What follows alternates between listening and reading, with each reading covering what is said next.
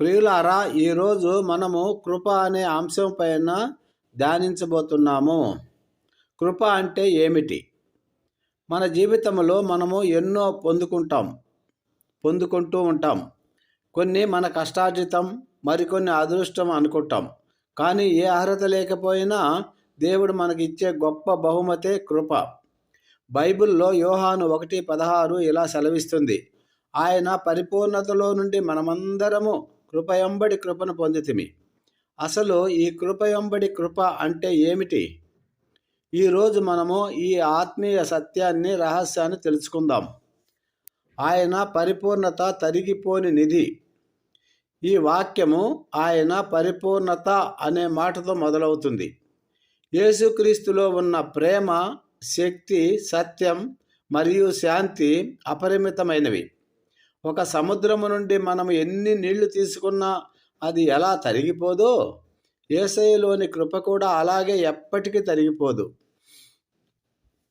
అంశం: మనం లోకములో మనుషుల నుండి సహాయం కోరితే వారు ఒకసారి చేస్తారు, రెండోసారి ఆలోచిస్తారు, మూడోసారి అసలు ఇవ్వరు. కానీ దేవుడు తన పరిపూర్ణత నుండి మనకు నిరంతరం ఇస్తూనే ఉంటాడు. ఉదాహరణ: ఒక చిన్న పిల్లవాడు తన తండ్రి దగ్గర ఉన్న అనంతమైన ఆస్తిపై ఎలాగైతే హక్కు కలిగి ఉంటాడో, మనం దేవుని బిడ్డలుగా ఆయన కృపపై అంతటి హక్కు కలిగి ఉన్నాము. ప్రియులారా, కృపయంబడి కృప, అంతులేని ప్రవాహం.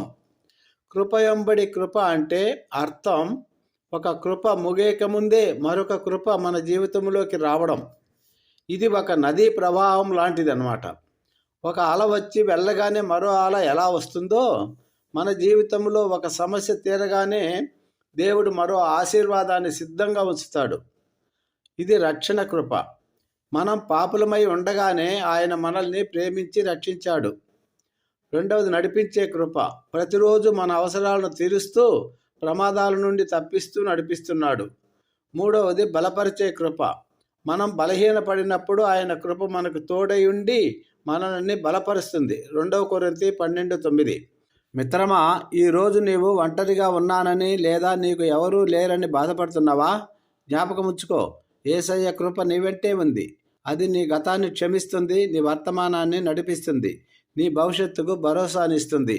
ఆ కృపను విశ్వాసంతో స్వీకరించు ఈనాడే. ప్రేమగల తండ్రి, నీ పరిపూర్ణత నుండి మాకు ఇస్తున్న కృపకై వందనాలు. ఏ అర్హత లేని మాకు నీవు చూపిస్తున్న కృపయంబడి కృపకై స్తోత్రాలు. ఈ వీడియో చూస్తున్న ప్రతి బిడ్డ నీ కృపలో వర్ధిల్లాలని, నీ శాంతిని పొందుకోవాలని యేసు నామమున అడుగుతున్నాము తండ్రి.